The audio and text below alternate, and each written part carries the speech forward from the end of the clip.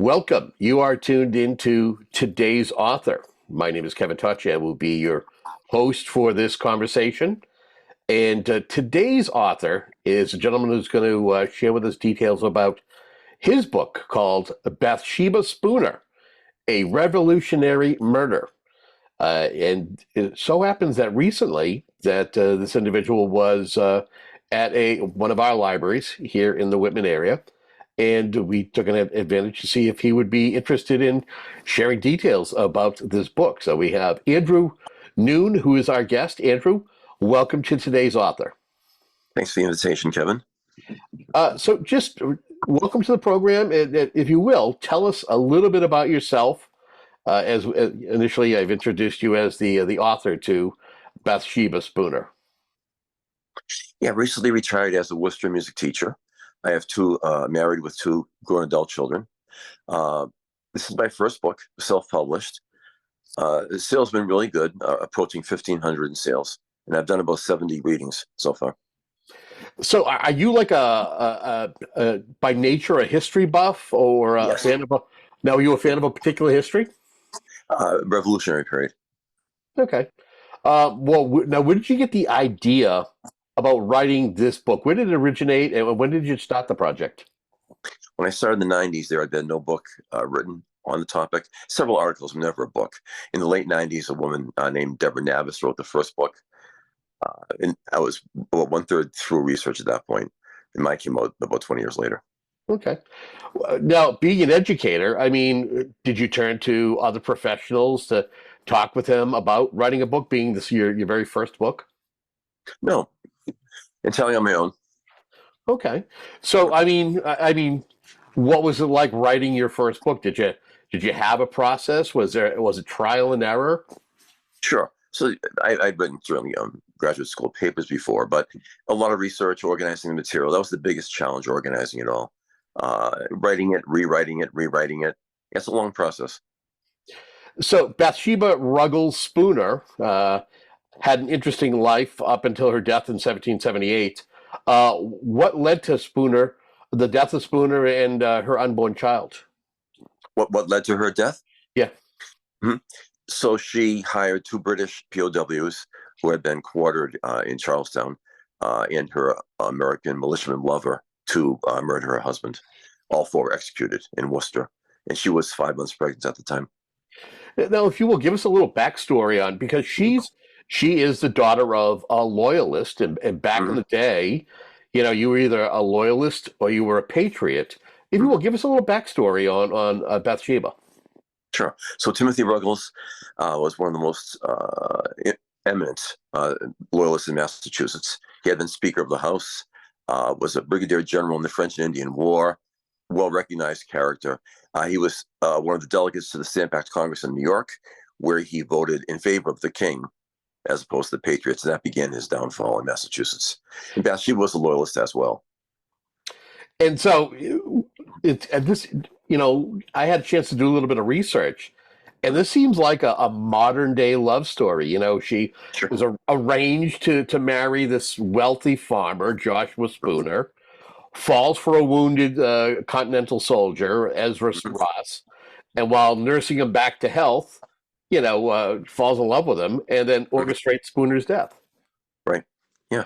In the meantime, these two British soldiers, after a snowstorm or during a snowstorm, drop by her home, and she takes them in and begins plotting the murder with them. Now, my understanding is that she was tried and she was subject to be hung, but she found a way to try to stave off dying by hanging. How did she do that? Well, she tried to delay her hanging. So she wanted to deliver the child first, and then so she requested that an exam be done, which was done. That was sanctioned by Boston. Boston took the results, which were she's not pregnant, and that was the official result. Later on, she claimed again that she was pregnant. She had like a second exam. They refused the second exam, but one was done informally, which did prove her pregnant, but they did not accept those results. So what was it like trying to get, again, you mentioned that a book had been written previously. What was it like doing the research and trying to get all this information? I mean, fortunately, this is stuff that, this happened locally. I would think that there'd be records, and there might even be relatives, folks who might be able to kind of give you information or Mhm. heritage. Yeah, the Mass State Archives have all the court records. It's the most extensive court transcripts, we believe, of the 18th century. The only one that comes close is a famous trial in New York from 1800, which is almost 19th century. That was a Levi Weeks trial. But for a jury, or rather a trial with a date in the 1700s, this is the most extensive. So the New York Antiquarian Society had a lot of information also. I found original letters there, journals. They also had the complete transcripts, copies of them in Worcester. So what was that like? You get all this information. I mean, Mhm. what is it like for you to disseminate it and try to put it in to kind of organize it and tell a story? Yeah, I had about 50 different notebooks, all organized by A, triple A, quadruple A. Yeah, it was a lot of organization. That was the biggest part, and then taking all those notes and each chapter, going through all those numbers again, all those notebooks, and organizing that. So that was the biggest challenge, certainly. And are you the type of person that once you set your mind to it, it's going to happen? Or were there times where maybe you had to kind of put it aside, life happens, and you say, okay, well, I'm going to have to take a break from this project and put it on the side? Yeah, the book I'm writing currently, I'm doing much more in a straightforward fashion. This book, I was a little more leisurely. I would do a chapter, wait a couple months, do another chapter over a longer period of time. So what were some of the things that you were able to glean during your information? Again, more so than the information that is currently out there and available about Bathsheba Spooner. Yeah, the fun part was finding again letters that had never been discovered, for example, by the Antiquarian Society. I would just take the files of famous Worcester families from the 18th century, go through the file. I would find letters, journals. That's always exciting for a researcher. So a lot of new materials in the book, previously undiscovered.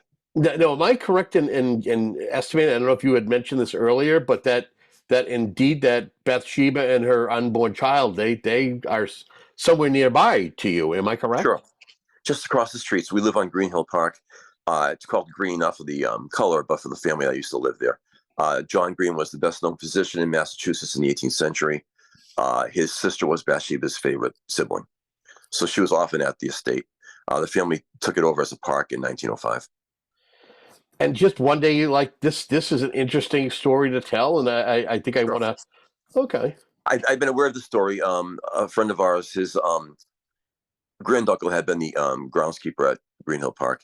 And he came by for dinner one day and reminded me of the story. And no book had ever been done. And loving the Revolutionary period, I said, why not? I'd like to find out more about it.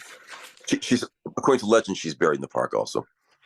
And again, how long did it take you to write this? At least do your first manuscript and then have someone go through it. I'm sure you had a chance to have someone take a look at it and make sure that punctuation and Sure. run on sentences or anything like that. It was on and off over 8 or 9 years. I think I put probably 800 hours before marketing into the book, Now, did you say yourself published? Did you initially want to seek a publisher or not so much? which I did. I sent many, many letters. I did get an agent in New York, and then 2 months later, we're pulling out from this. No explanation. It's kind of a typical trend. And I thought, should I go through this round again? And it seemed pretty hopeless. And since Amazon offered a new mode of self-publishing, I said, why not? I'll try that.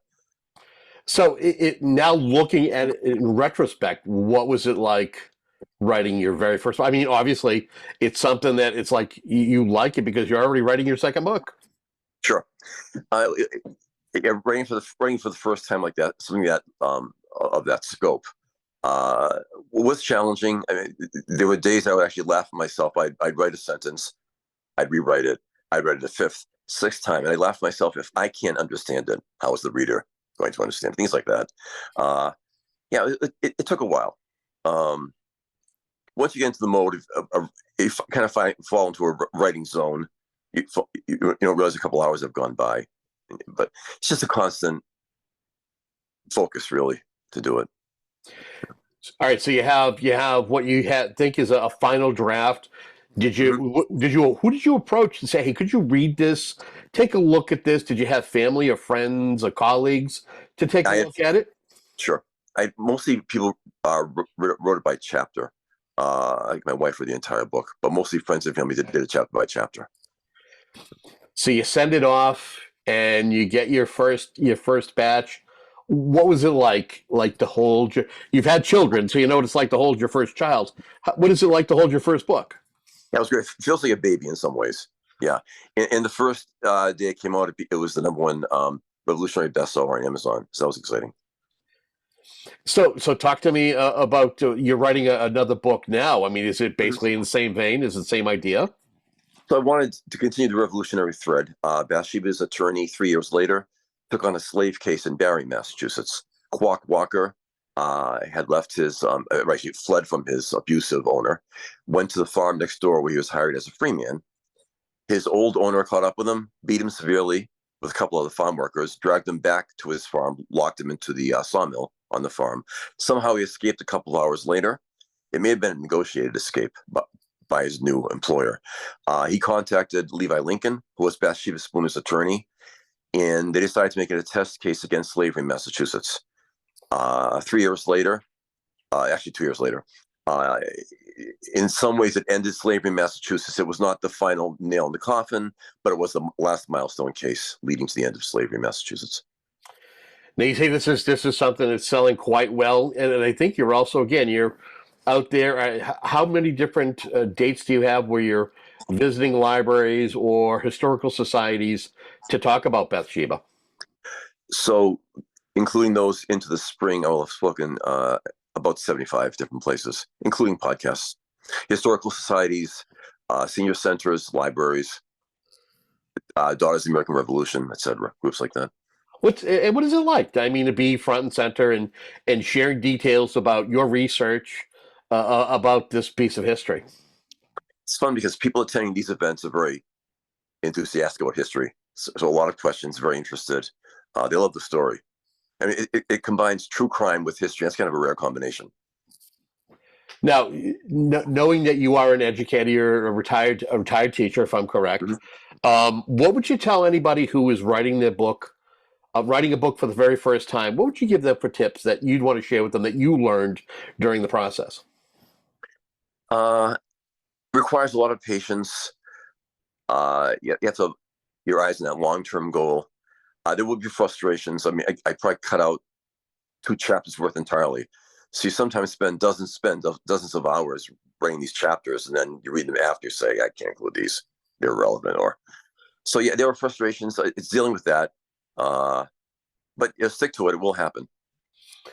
Just and again, who are some of your favorite authors? You sound like somebody who probably does your share of reading. Who are some of your favorite authors that you pick up a book from time to time and read them? Dave McCullough certainly, uh, Clarence Goodwin certainly also. A lot of the better-known historians, popular historians, Philbrook.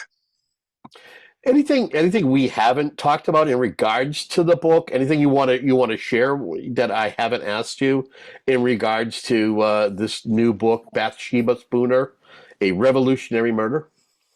Yeah, I try to place it within the cultural context of the revolution. I intentionally wanted to include some background. For example, what it was like for a woman giving birth in the 18th century, how crime was handled, jurisprudence. So I give several pages to, again, cultural background to the story. Do you find it interesting that nobody they didn't want to believe that she was pregnant, and then they find out postmortem that she was like 5 months pregnant? I mean, our audience is skeptical, or back then? I'm just saying back then it's just Mm. interesting that nobody did due diligence as far as to make sure she was in fact pregnant. Yeah, and I've raised this question often with audiences. I'm not sure they cared necessarily. They had the official exam. The exam proved she was not pregnant. This is the midpoint of the revolution. Inflation is running about 5, 7 times what it's running right now. If you can imagine that. The towns are devoid of men under the age of 40. Women are running estates, farms. Stress level is very high. I think they gave her a chance. We're done with this. Let's move on. As callous as that sounds. Did her father, his status have any did it not help at all, or is it? I believe didn't he go and he was with the British, was he not? Did he not join them in the fight against the Patriots? He tried to actually get a sorry. He tried to get a troop going in the during the Revolution to fight in Massachusetts. Nothing came of that. But he was exiled to Staten Island, most Tories. So we lost all contact with Bathsheba at that point. Oh, okay. If anybody wanted to buy a book, or if they want to attend one of your events that you may have upcoming or scheduled in the future, how can they do that? I have there are about 60 sites online offering the book, primarily through Amazon. They can access it through Amazon. I have dates coming up in Kingston, Quincy. I have spoken at Taunton, Mansfield, roughly in your area. Okay. Well, I want to thank you so much for your time and your willingness to kind of share details on your first book. Thank you, Kevin. Appreciate being here. You got it. And again, you are tuned in to today's author. If you have a chance, please purchase the book, check it out, and also, if in fact Andrew is in the area, check him out. Again, until our next conversation, have yourself a great day.